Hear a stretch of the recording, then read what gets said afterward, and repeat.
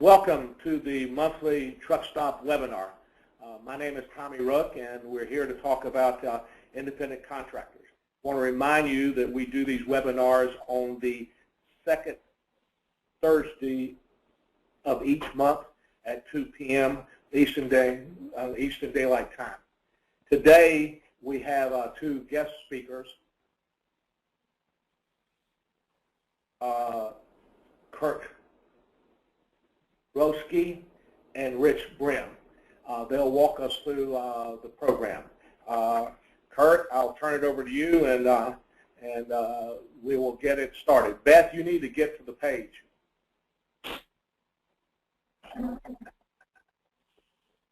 All right. We're there? Yes, sir, Kurt. Good afternoon, everybody. This is Kurt Rozelsky. I practice with Smith Moore Leatherwood in Greenville, South Carolina, and Atlanta, Georgia. Many of you may have met my partner, Rob Mosley. He's everywhere all the time. But I want to thank Tommy for including me on this presentation today. There's only one problem. I'm not sure I know how to move the slides forward. So maybe we could look at this first slide for a while until I figure that out. But I also thought, webinar, this is really important, so I went and I got my hair cut. So for those of you who can't see me, which I think is all of you, I really have a great haircut, so just wanted you to know that. We're going to talk today about independent contractor issues, and for everyone, this seems to be the most quickly evolving area of the law. We're seeing this just literally daily, cases coming down. We're going to talk about a case that one of my associates shared with me that came down last week. But the question really is, what are we talking about? Who is an independent contractor? I think back to the Seinfeld show. For those of you who watch Seinfeld, there was a great episode where Seinfeld got accosted by the fellow who sent cleaning ladies to his house. At the end of it, Seinfeld said, well, I'll just pay you. I'll pay you cash. And the fellow said, no, you can't pay me. I'm an independent contractor. So the reality was that he needed to have some help and needed some guidance on where he goes.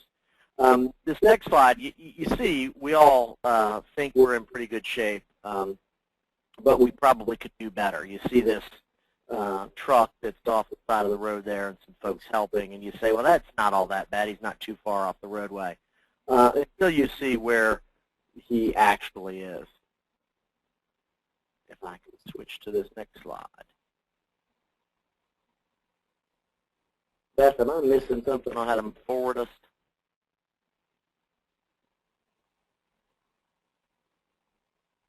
All right. Now you can see where he really is. That's the truck right up there on the side of the cliff, about to fall off the cliff. So that's sort of where I think a lot of trucking companies are. They don't know how close they really are to the edge of the cliff. Why are we having these problems? We're having them for a number of reasons. One, truckers don't stand still. In fact, we don't want them to stand still. We want them moving around. But we find that truck drivers get hurt in states other than our own state. They live in other states, and they pay taxes in other states. And so that can create a number of issues. And so how do folks deal with it? Well, they deal with it, with owner-operators. And there appears to be a growing trend in the desire to use owner-operators to set up their corporate organization to almost exclusively or predominantly use owner-operators. And why do you want to do it? Well, you want to do it because it's cheaper in many respects.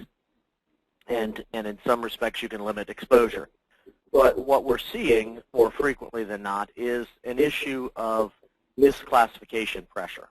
And what we mean by that is that lots of folks say, well, he's an owner-operator. Look, I have a document that says he's an owner-operator. And that document's all wonderful between you and that driver until that driver gets hurt. And then that driver says, well, I want benefits. And if he doesn't have an occupational accident policy, he's looking for workers' comp. Or even if he does have an OCAC policy, maybe he's looking for workers' comp because it's giving greater benefits. And so what's happening is that these comp statutes are protective statutes. And because they're protective, they're generally weighed against the carrier and in favor of compensation under the Act. We're also seeing more pressure and more exposure of contingency policy, or contingent liability policies, where you might purchase a comp policy that fits outside of your normal comp and allows you, if there's a determination that somebody is in fact an employee, that they would be covered.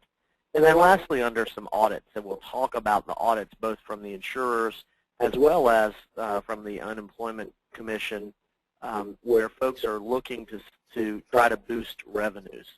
We'll talk a little bit about the Obama administration and their desire to boost revenues and job numbers.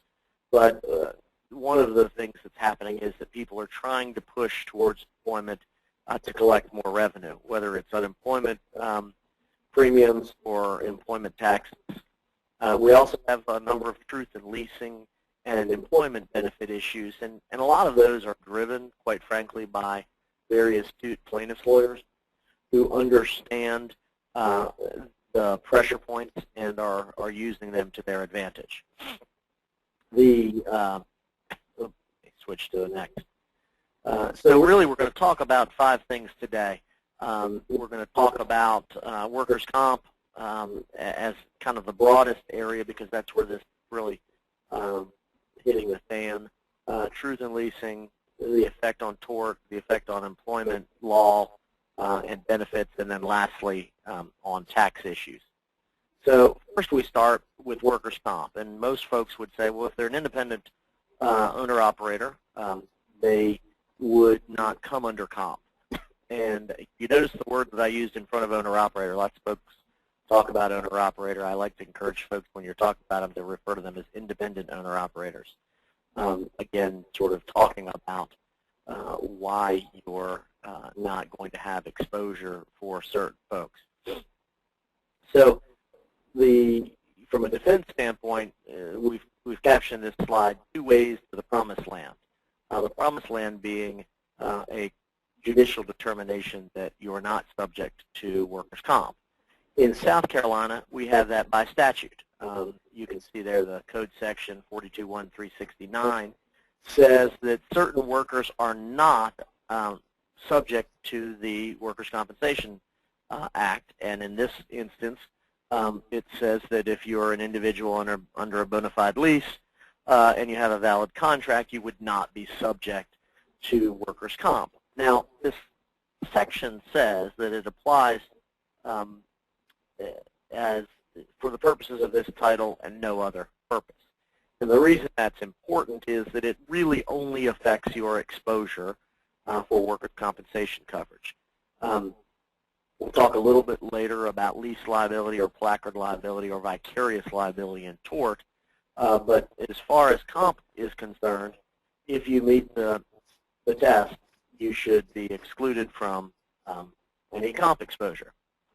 And we'll talk a little bit about the number of various different states that have very different definitions of who's included and who's not. But most states also follow some type of common law test.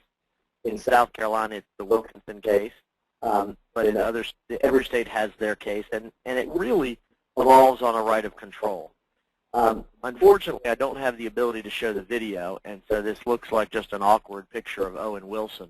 But for those of you who have seen the movie Night at the Museum, you may recall the scene where Ben Stiller is on the railroad tracks, and they've tied him down, and Owen Wilson comes in and says, "You got to pay." And he says, "Well, pay for what?" He says, "Just pay. Why do I have to pay?" And the answer Owen Wilson gives is exactly what I hear most judges or comp commissioners say: you just got to pay. Somebody's got to. So if you go back and watch that movie, you can remember that somebody's got to pay, and it's typically the trucking company. So under statutes, and I'm using South Carolina as just an exemplar, but it exempts from the definition of employee an individual who owns or holds through a bona fide lease purchase or installment purchase agreement a tractor and a valid independent contract. Now you look at that and you say, well, that's not that hard. Well, there are a lot of issues that actually come out of that. Okay, one is an individual. Covers only a person. So if your contract is with ABC Trucking LLC, and ABC Trucking then has some other trucks that are under lease to you, that wouldn't be covered under the South Carolina law. And when we say in this prior slide, 2 ways to the promised land, they're not. You don't have to meet both of them. You can meet one or the other. So if you have a owner-operator and your lease agreement is with ABC Trucking LLC, just because you don't meet the statutory definition doesn't toss you. But it's sort of the fail-safe. If you meet the statutory definition, you're going to be protected. So the question then is, do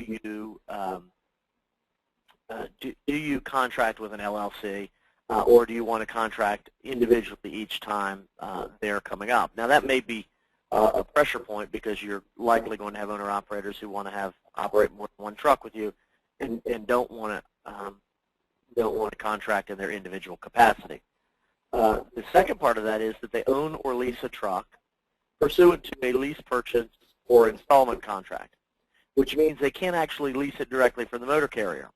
So if I'm Kurt Rozelsky Trucking, I can't then enter into a lease agreement with ABC and then also enter into, as part of that, a lease agreement. Now, I can set up another company, which would be Kurt Rozelsky Truck Leasing, and that company could go ahead and lease to my lessees.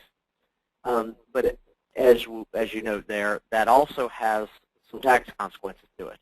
If you're solely a leasing company, they're going to be taxed differently, and there could be some issues related there. So as you're looking at how folks are setting up these entities, in order to come under a lot of these statutes, you have to have what appears to be a true arm's length purchase or installment purchase contract. So it would be as if I had gone into the local Kenworth dealer and attempted to lease a truck. The difficulty is that more often than not, most of these owner-operators wouldn't qualify under normal contracting terms for the credit that's necessary, and so it's got to come through the motor carrier. And then it has to have a valid lease agreement. And most of us believe that we always have valid lease agreements and believe that they've either been drafted. The only time that we, in my firm, believe that it's an invalid lease agreement is when some other law firm has drafted it, and that's just sort of the way lawyers work. If I drafted it, it's perfect, and if the other side did, it's not. But you have to have certain things in it to make it a valid lease agreement, and this is really governed by federal law, and we'll talk a little bit more about 49 CFR 376.12 in a minute, but a couple of essential terms have to describe what equipment is actually being, which is subject to the lease, has to provide for exclusive possession during the course of the lease, which means that when Kurt Rozelsky Trucking enters into that lease with ABC, it has to say specifically that I have, when they're operating pursuant to the lease, that I have exclusive possession. Has to have a term. Can't be an unended term. You have to have a term, and you can have renewal periods that are very easy and say that if it's not terminated within a certain period of time, it renews automatically. But then typically you have a termination clause, which could either be a for cause or an expiration of time, and we'll talk a little bit about the kinds of things you don't want because that termination clause can get you in hot water as quickly as anything. So when you look at what is in a valid lease agreement, 49 CFR 376.12 talks about what is required. In fact, it's called written lease requirements. And it talks about specifically providing that you're leasing a power unit. You're not leasing, Tommy Ruke to drive that power unit. You're leasing the power unit owned by Tommy Ruke, and you're dealing with the driver separately. And so when you're looking at these lease agreements, you have to ask yourself, where did it come from? Who wrote it? When was it written? And then you need to look very closely at 376.12 to determine, is this a valid lease agreement under the CFR? And we're going to talk in a few minutes about some of the provisions that cause folks to trip up on those lease agreements. But it's a very simple process to look at 376.12 and go through step by step. In addition to the valid lease agreement, you've got to talk about the regulatory compliance, that you actually have certain requirements as the lessor that you are going to be responsible for the driver's medical, drug, and alcohol, as well as the driver being responsible for inspections and periodic maintenance reports. That is, that as the motor carrier operating under your authority, the owner-operator has to comply with the federal regs, including driver issues and equipment issues. And so you've got to make sure that you're requiring in that an annual inspection report, as well as the periodic maintenance reports. You generally will see in these in a good lease agreement information about passengers, about the expenses and who's going to handle the expenses, as well as compensation. And compensation tends to be one of the areas that trips people up because it's not well defined on deductions, chargebacks, settlement type process, and so those things have to be very clearly set forth in the lease agreement. And then there has to be information in there dealing with the insurance and whether or not there's going to be workers' comp for lessor's employees. And typically you say, well, why would I want to provide workers' comp for a lessor's employee? And in many states you're going to likely be saddled with that anyway, because as a statutory employer of this person, the Comp Acts oftentimes will provide that you are going to be primarily responsible in comp, provided you have a certain set number of employees to get you within comp in that state. You're also going to want to deal with non-trucking and bobtail coverage issues in there, cargo insurance, commercial general liability policies, so that if something happens related to the load but outside of the actual ownership, maintenance, or use of the vehicle, then you're going to be covered, and you're going to have to deal with deductibles in there, as well as indemnification issues. We could probably talk for about 20 minutes just on the indemnification and anti-indemnification issues, but that'll be for another second Thursday. One of the things we talk about here is in a valid lease agreement, one of the most confusing or most common mistake areas is the escrow agreements. And that is 376.12K talks about if escrow funds are required, this is what the lease has to say. And the lease has to talk about the specific items to which the escrow fund can be applied. So it may say, you know, when the lease is over, if you owe me money for fuel, if you owe me money for oil changes or tires or things, you have to very clearly say that. But one of the things where people often have a difficult time complying is that the escrow, by statute, the escrow fund, you're required to pay interest on the monies that are held, and that you're paying it quarterly, and you're paying it based on 13-week Treasury bills. And the problem is that you're typically being required by statute to pay more interest than you're actually earning off of that, and so that is an area where people often forget, hey, I've got to pay interest on this driver's escrow account. You also want to put forth in that lease agreement what the duties of the contractor are upon termination of the lease, how they return any equipment back to you, or they return you know, if there are any issues with regard to your placards, etc. And then lastly, we've got written on here IC relationship. It is very important to define that it is an independent contractor relationship and articulated in the document. It's interesting, there are a great number of cases across the country that talk about merely calling it an independent contractor doesn't make it an independent contractor. But if you don't call it an independent contractor, that's certainly going to flip the opposite way. So that sort of is talking about the statutory-wise, and as you look, we've got a list of the 30-plus states that have statutes. And as you read through that list of statutes, what you will find is that no two states are identical. Most areas of the law are copied from another state's language, so that when you start to see punitive damage caps, you'll see folks go and copy from one state to the next, or you start to see just comp statute language. But in this instance, most states do not have identical language talking about what creates an independent contractor relationship. What's interesting, we do a lot of work in North Carolina, and North Carolina has a statute that says we acknowledge there's independent contractors, and we look at common law tests, and we can, if you look under that and determine it's in fact an independent contractor, that's fine, and you can call it an independent contractor, but you still have to insure them with comp coverage. So I'm not sure why they even go to the effort in the comp statute to talk about it, but that's certainly where they do. There is an argument that is continuing to get some momentum, and that is that all of the state statutes are preempted by federal law.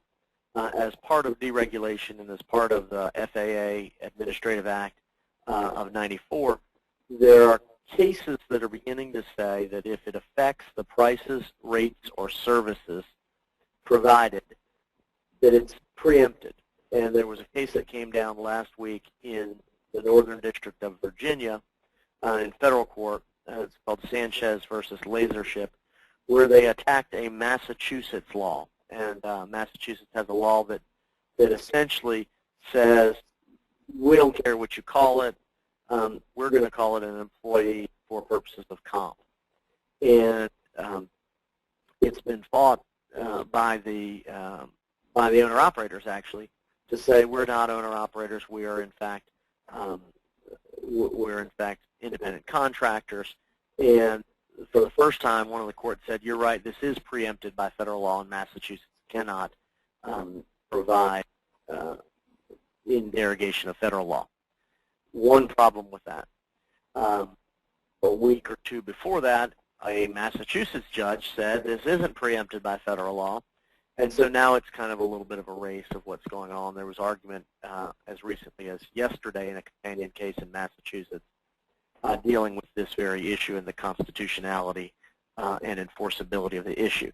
And it doesn't take a rocket scientist to realize why the states are doing this. They want more comp premium. They want to be able to classify more folks as employees because they want to boost the employment numbers, and they want to boost their unemployment coffers. But as I told you, we have, for the first 15, 20 minutes of this, have gone through what happens if you are trying to qualify on statute or really disqualify somebody as an employee under the statute. But in addition, most states follow a common law test, and it focuses, as we all think about, under elements of the right of control. And we hear that very frequently when it relates to identifying somebody as an owner-operator versus an employee. We also hear it when we're talking about broker or shipper liability, and we'll talk about that in a few minutes. But essentially, they're looking to a couple of things. What's your right of control? Can this driver, in fact, reject loads? Who furnishes the equipment? Can you fire? And that goes back to this language I was telling you about terminating a contract. The emphasis in South Carolina was on the word fire and whether you could actually fire somebody versus terminating the contract with notice. And then lastly, how you pay them. Merely paying by a 1099 is not, in and of itself, the only way to show it, but certainly it is helpful. So the question really is, are owner-operators the solution or the problem? And you can see that this is a very creative and decorative owner-operator, because I'm not sure that an employee driver would be allowed to do that with his truck. But when we're looking at how do we defend these cases, we're looking at some of the factors. If, in fact, somebody is pushed into being an employee for comp benefits, the average weekly wage isn't based on the 1099, because 1099 is the gross settlement. It's showing, what is paid out, and the driver has expenses that come out of that, and the driver's actual take-home pay is substantially less than the 1099. In fact, when we get stuck in comp law on these, we'll frequently subpoena the tax returns, because everybody's going to show that their expenses actually either exceed or are very close to their gross revenue, and so we're able to show Another issue is whether this person was either in the course and scope of employment at the time of the accident. So if they're deemed to be an employee, one of the arguments is, okay, they're an employee, so what? They weren't working for us at the time. Comp requires that an accident or injury occur during the course and scope. And then lastly, we have this jurisdictional venue issue, and that is most states require for you to be subject to their workers' compensation law that you have a certain minimum number of employees in that state. And so you have to look closely at that. We had a case in Georgia that I got settled about 2 weeks ago. Catastrophic loss. Driver had jumped from the truck because he thought the brakes were bad. And what we ended up doing is going down and saying, look, we don't have any employees in Georgia, so we'll pay a little bit to make it go away, but otherwise we're gonna make good law on this. And it went away for very little. There are some areas of concern that we're continuing to see.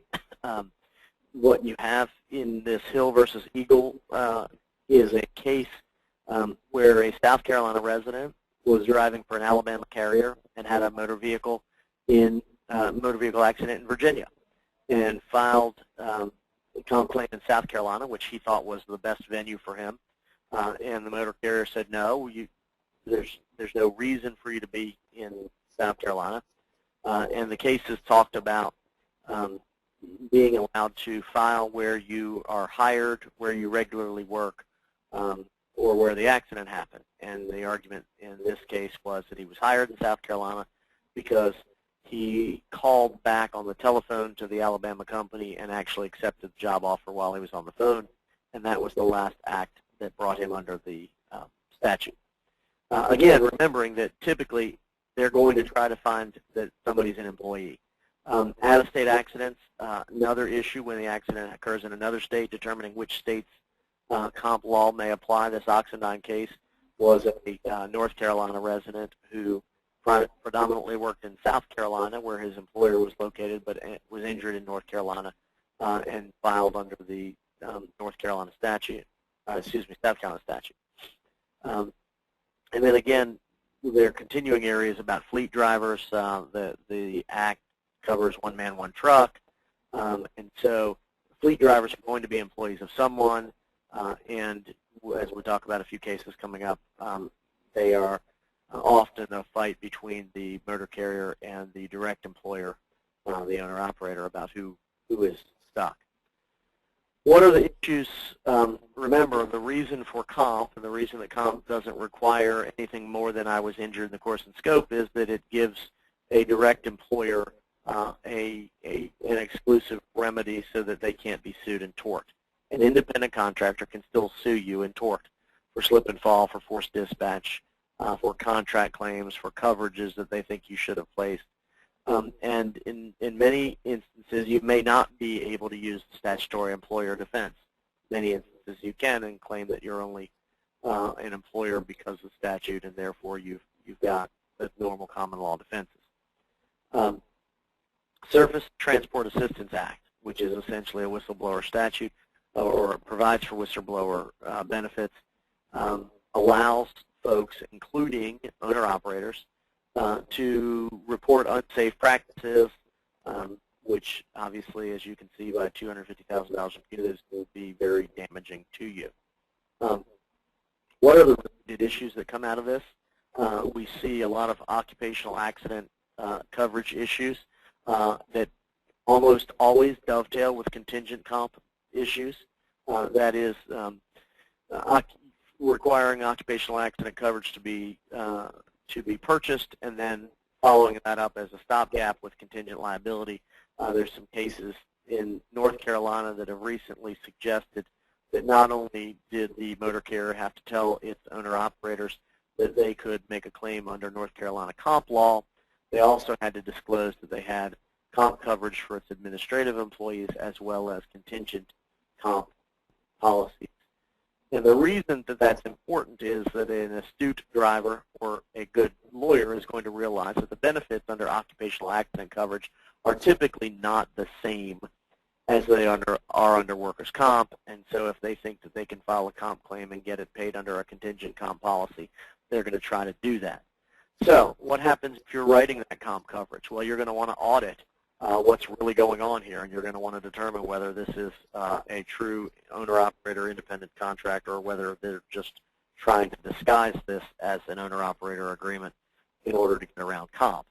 And so we're seeing more pressure there, as well as broker audits, especially as the brokers are becoming more and more subject to liability. They want to know a little bit more about how your operations are run.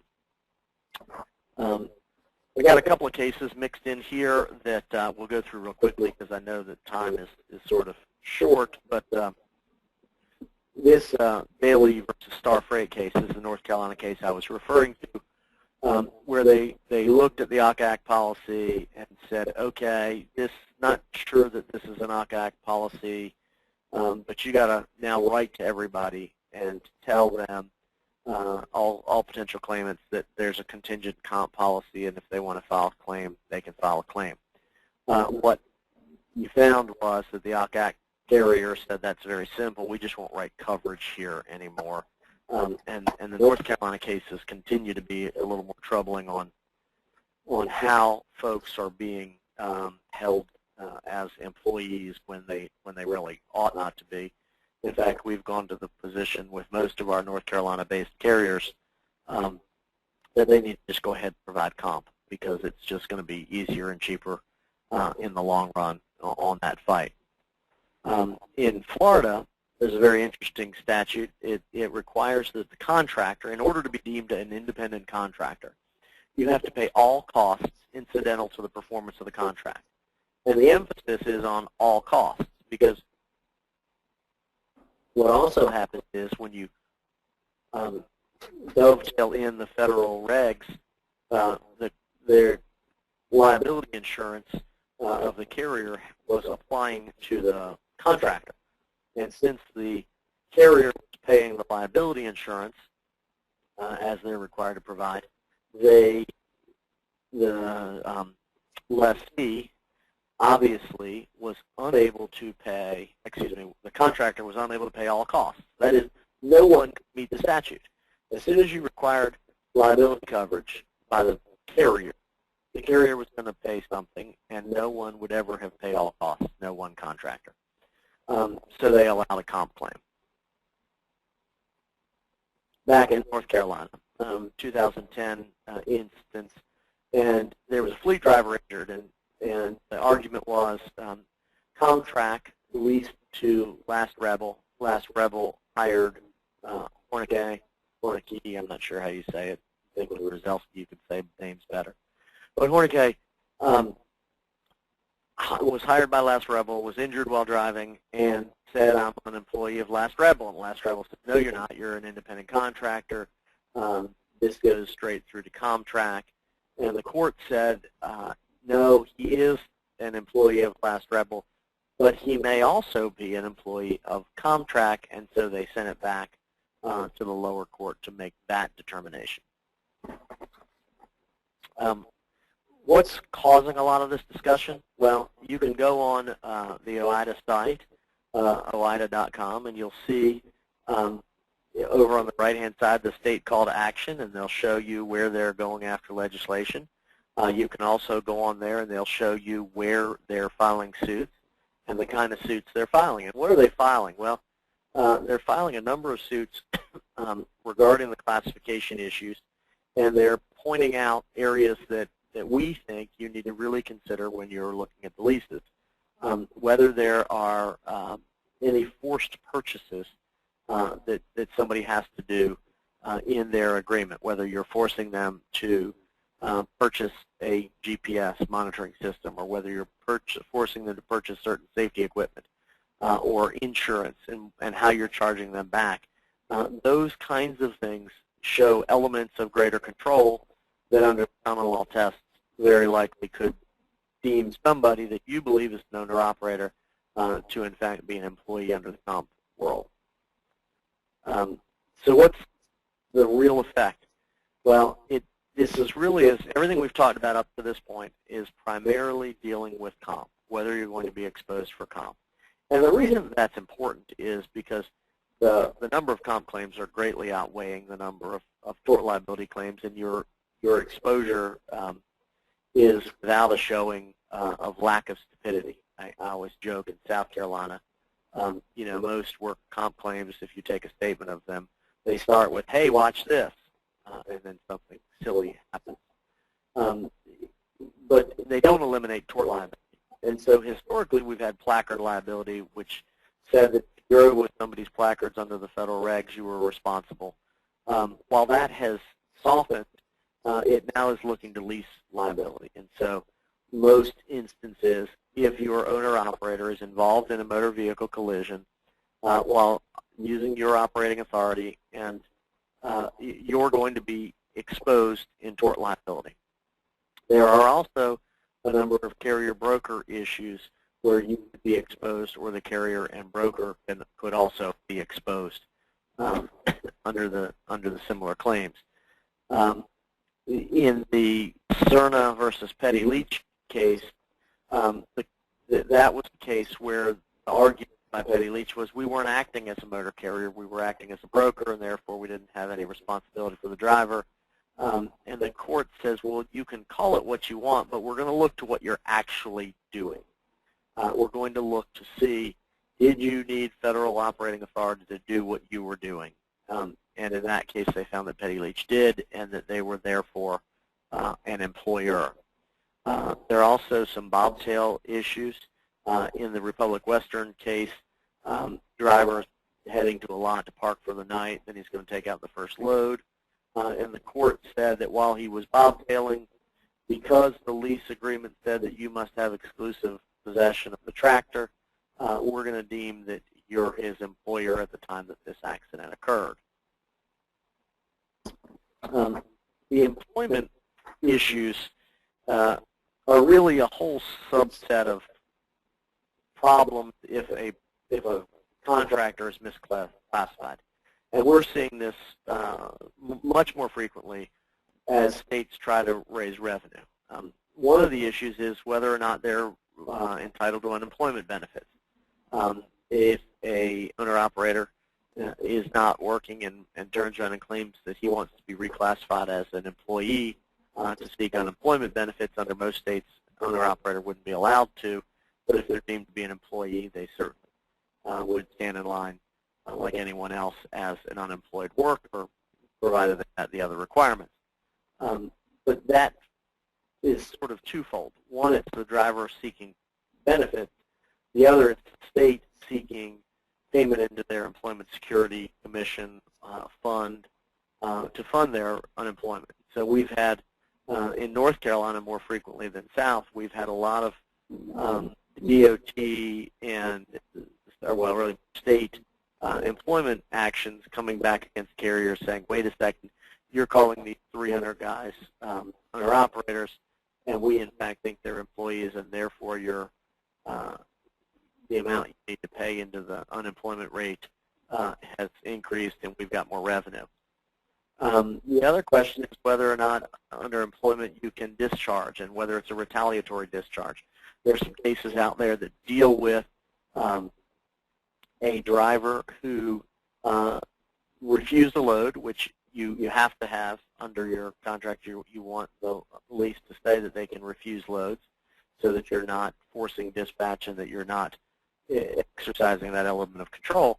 But a driver who refused to move a container and was terminated, ultimately turned around, sued them, and said, you terminated me because I refused to carry that load.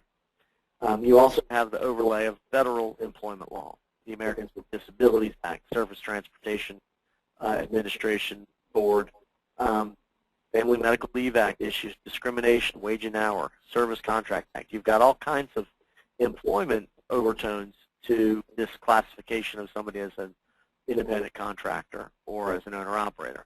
In the employment context, in this Ironbound case arising out of New Jersey, there was a challenge to the classification that said these contractors should not be contractors, they should be deemed employees, and as employees, they're entitled to not only minimum wage but also overtime.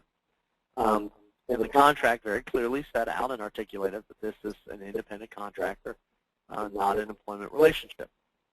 And there, the Third Circuit Federal Court said, we're going to look at 6 factors. Did you have a right to control?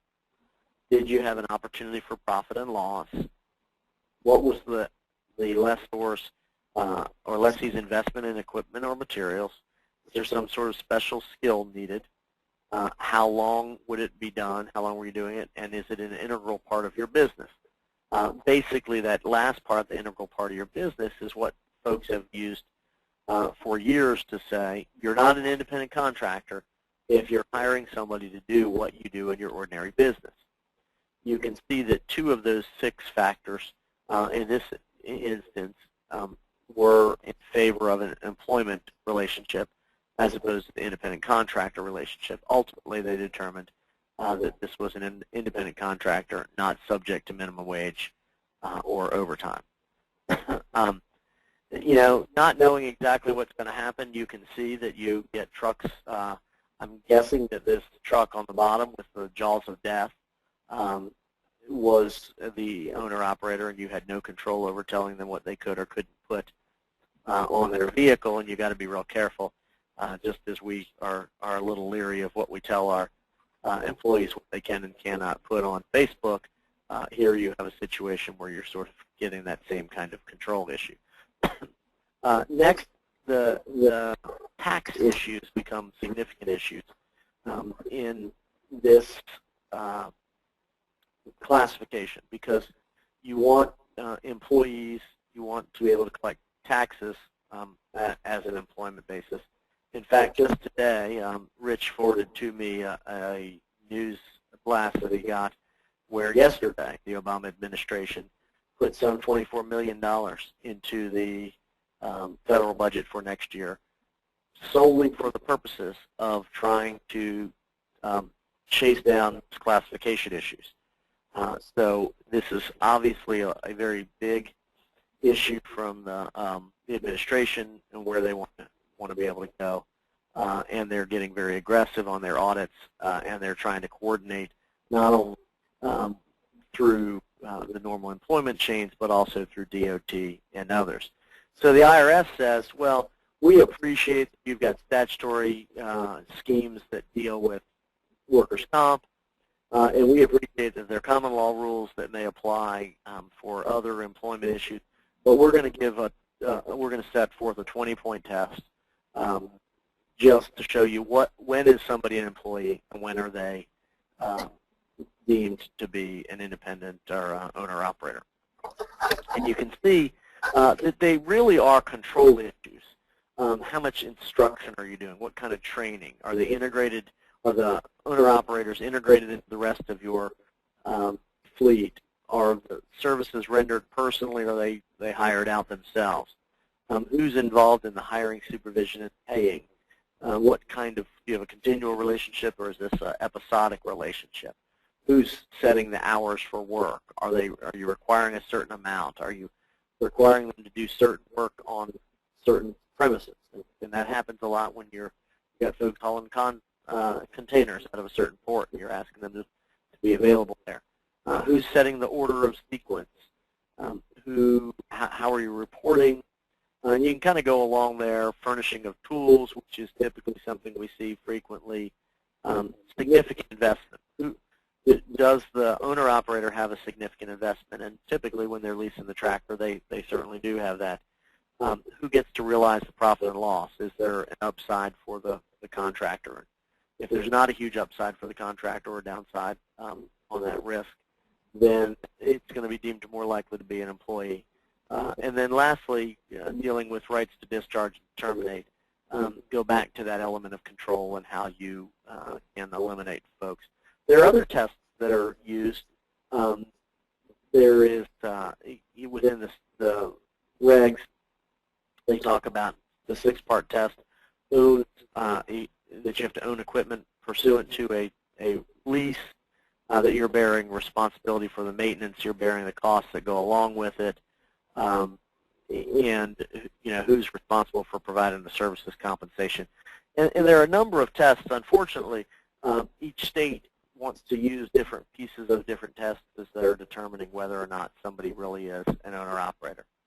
And so there are certain ways to enforce the owner-operator concept. You want to make sure that your agreements allow an owner-operator to refuse loads, that they can say, no, I don't want it, and it can be for convenience, and it can be for economic reasons. They can say, I don't think it's going to make me enough money, whatever.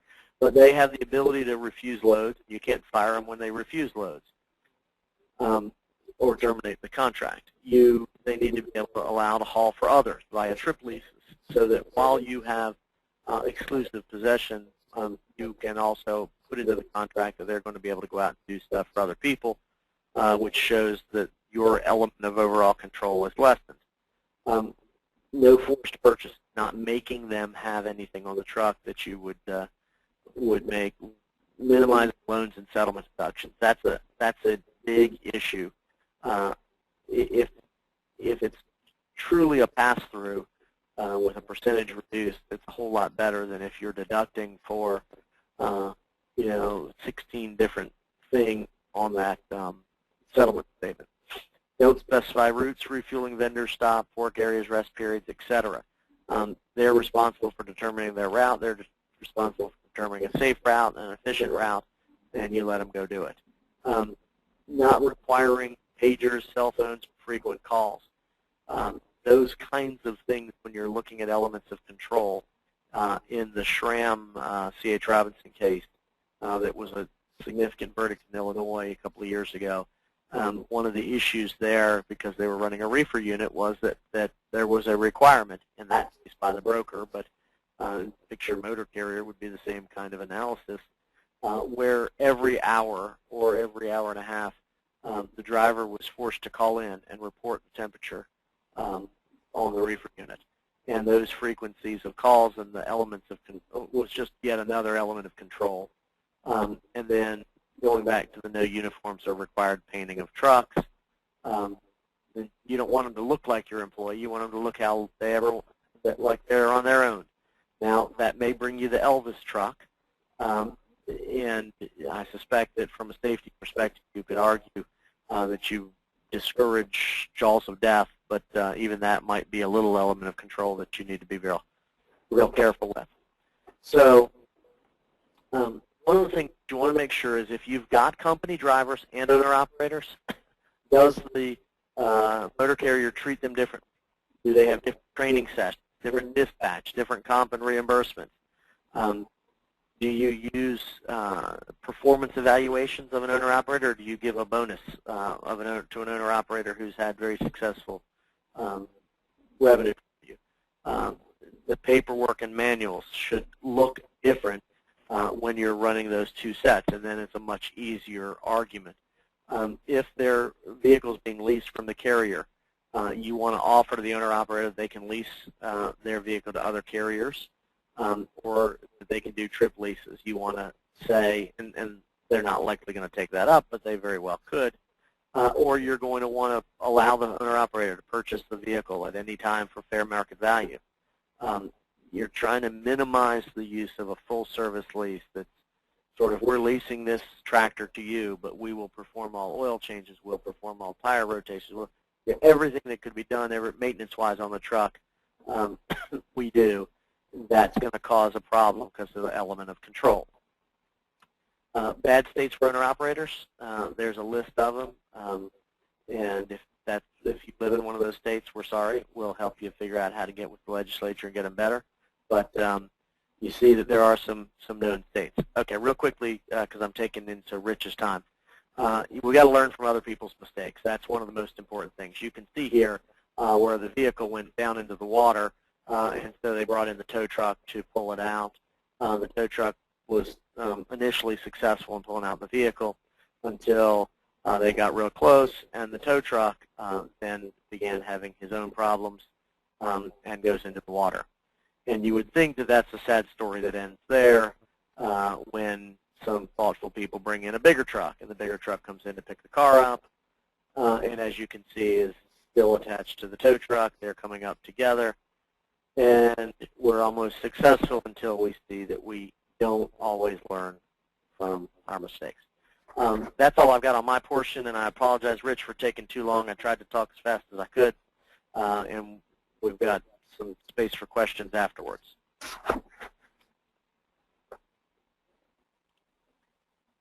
sir. Everybody still with us here? I appreciate it. Trying to confirm that I have control as soon as that comes along. Basically what I'd like to do here, just real quickly in 5 minutes or less, I'm going to fly through and try to complement exactly what Kurt's done. I apologize that I don't have control of the presentation here yet. But first off, real quickly, who I am, Rich Bren. I'm with Contractor Management Services. We are an enterprise that helps complement the work that is done by people like Kurt, people like yourself. Many of you are insurance agents. You're from the insurance world. You're bringing risk management concepts and that along. And so, you are the people that we're also trying to assist in that administration process. All right, there we go. Again, as far as the way we look at it, flip to the next slide, we are kind of like Kurt. We're saying it's a matter of not if, but it's a matter of when is it going to happen. When are you going to face some sort of a challenge? And so in this abbreviated presentation today, go ahead and flip. I'm going to just confirm some of what he said in the landscape, some practices, and then see if we have a minute or two for question and answer. Go ahead and flip on down. We already heard this. We know it. You guys read it in the paper all the time. The government is broke, and a lot of this seems to be truly driven purely on a financial element to it. States are broke, and you're also reading in the paper that many cities are also broke, and unfortunately our truckers are paying a lot of this debt themselves. Go ahead and flip. The current administration, as was referenced, just again in this new fiscal year budget, $14 million specifically noted to go out there and try to reclassify. And so as we look at what's going on in the executive branch being on this mission to combat misclassification, the real challenge is, are you doing it right? And so as you try to look to help your customers, these are critical things that you can assist them with. Go ahead and flip to the next. Workers' comp, this is an area that directly impacts you. If you've ever been through a nasty audit, you know how bad it hurts to go through that. But as was deemed earlier with that reference to the clip from the night at the museum, the reality is we all face a mortality, and the government's very socially concerned, and oftentimes are deeming you through your insurance product to be bringing a solution, a payment on behalf of those people. Go ahead and flip. One thing that I want you to realize, if you haven't looked at it, and I'm not making this up, you can go out and look at the Department of Labor's website, and you can realize that there's a reference here to the right side down at the bottom called the Memorandums of Understanding. And there is actually an agreement now between the IRS and the DOL that when they're in auditing and they determine that there is a misclassification, they're sharing that information between each other. So if they're facing a tax consequence from the IRS, guess what? They just invited the DOL to come in. And if you are living in one of those states where they have also subscribed to this philosophy, that information is being passed down to them. So if you remember the old dog pile on the playground when you were growing up as a kid, that's essentially what can happen to a carrier now when they're involved in these types of audits and a misclassification is determined. Go ahead and flip. And again, not to be a conspiracy theorist, next slide if you would. I want you to go out and realize that even some of the more conservative states like Missouri, and as I said, the DOL has this out on their site, there is education being posted to the public on that. Flip to the next, industry best practices.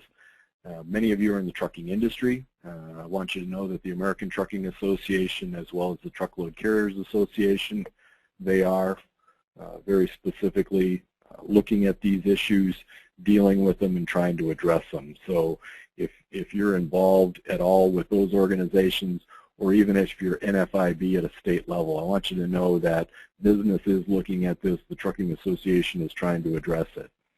Go ahead and flip to the flip on through the company best practices to the next one. Note that we bring you in. This is the kind of a of a risk that cannot be insured. You know, we put the attorneys up at the top, and unfortunately they're the ones that, you know, it seems to boil up to. And they're the ones that try to help us all filter through the good law, the bad law, case law, et cetera, and figure out what's going on. As you can see through what Kurt presented, it's a very complex topic. But keep in mind, you are the trusted advisor bringing many of these issues forward. Go ahead and flip to the next screen. Kurt hit a lot upon the legal review, the independent contractor operating agreement, some of the practices that you can take back to your customers. Kurt already hit upon, but you know, a lot of them like to do it the cheap way. They like to cut and paste, steal from here and there, and that just leads to all kinds of problems, you know, where words are used and definitions are not included, and there's all kinds of problems. And when Kurt referenced equipment lease, keep in mind with the new technology, the scanners, the telematics, and things like that, there's an ever-growing amount of challenges that are happening out there. Further down in the bullet points here, you'll notice that, you know, we talk about looking to operations and others in the company and being able to confirm that the story that you put into that contract matches what's really going on, and that if they say they're free independent contractors in the contract, you want to make sure that in fact they're doing it. And the breach of contract, the termination element, as Kurt confirmed, extremely important. Flip through the next screen. The next one again is just on length of contract. You want to make sure that you are putting some sort of an element of renewing these things, that they're not going on continuously. And there was a final point in the bottom of that about even bidding some of your routes. When it comes to compliance, I just want to point out that there's more than the Federal Motor Carrier Safety Administration. You know, you could face compliance from the Drug Enforcement Administration, Homeland Security, things like that. All of these things can come into the actual contracts that need to be included in there as you're writing those, so that you're holding the IC accountable, not necessarily for your own control, but because you have to meet these regs or you have to meet these client requirements. Flip to the next screen. Real quickly, you know, you can talk to your customers about doing an operational review, you know, going out and critiquing yourself, going out and listening, doing some management by walking around. Next screen. One of the critical things that we've run into is that oftentimes nobody's really talking about how the negotiated rate is discussed, determined, how we came to that, and it's critical. Oftentimes in these cases, when Kurt's sitting in there with your customer, and an administrative law judge says, well, who set your rate of pay? Nobody has any documentation or proof that an actual negotiation came about, and it was just deemed again to be an element of control that was imposed upon the IC. Flip through insurance. Again, it can't be forced is all I want you to keep in mind from this. Flip through the next one. Screening. Screening is, again, required by the regulations. But keep in mind that you have a lot of challenges from the Fair Credit Reporting Act. There's ways that you can handle your screening process. You can charge these costs back to your ICs, and again, demonstrate that there's something different going on with your ICs versus your employees. Next screen. This one, you know, is critical. It's all about documentation. It's all about being able to go into a case and get an early release. There's really no winning when you go in to face an audit or to face a challenge. The critical thing is get released early. Get out of it as soon as you can. Avoid a long process of hearings and appeals. And again, the burden of proof is upon you, your customer, in order to get out of this thing quickly. Flip through it. When it comes to talking to education, you know, understand the problem, continuously educate, not only inside your company, but again, if you're helping your customers to do this, you know, what is done and what is said day in and day out is critical. So again, last slide here is just across the board, all operational best practices. The risk is out there, whether or not people want to realize it. I oftentimes use the analogy of an ostrich putting his head in the sand, but can still be fatally shot by the part that remains out. So, you know, you need to look at your risk tolerance, and you need to have a specific process in place about identifying them and addressing them, and that's where you come into play to help. That looks like we are about right on time. I don't know if there's even a moment to do Q&A, but I'll flip it back over to Tommy. Thank you, Rich, and thank you, Kurt. I appreciate everything you have done. Question and answers. Because of our time frame, most of you all are familiar with a phase on our membership board, that our membership page everybody has, that says Ask Tommy. We just use that tag because you can ask me questions, and I'll have people other than me, like Kurt or Rich or other people, to answer your questions. So if you have any questions coming out of this conversation or this program today, please feel free to ask those questions through the mechanisms that we're allowing, and we'll get back with you, not only you personally, but we'll also post those answers on the webpage. A couple of things that Rich just mentioned is that the worst thing your insured can do is to cut and paste someone's owner-operator agreements from somebody else. That just compounds the ignorance. You also have a problem, in my opinion, using a local lawyer who does not understand the federal regs. The advantage of using some people like Kurt from the law firm Smith Moore and Leatherwood is that they understand the regs and they understand what needs to be involved in it. They're part of our program, and they're part of helping our retail agents and our insureds to do a better job in those areas. I am going to prepare everything that you heard today will be posted on our webpage for your further review later. I am working on a couple of blogs that will emphasize some things that we talked about today, particularly as it has to do with the insurance coverage itself. And you'll see those things coming out very soon. For you who are not members of the Motor Carriers Insurance Education Foundation, we hope you will become a member. We have opened these webinars open to the public up until the ones through April. Starting our webinar in May the 9th, which will be our next webinar, it will be available for members only. We encourage you to do that. Also, starting in the 1st of July, we're starting filing our CE courses that will be qualified for CE. They will be presented each Monday, or excuse me, the first Tuesday and the third Tuesday of the month to allow you to gain up to 12 hours of CE each year that will meet all state CE requirements. If you have any questions concerning the benefits of becoming members of this organization and support the transportation risk specialty in the marketplace, we welcome your inquiries with the information on the bottom. We thank you for your time. Again, Rich and Kurt, I thank you for your time today. And with that, then we're over and out.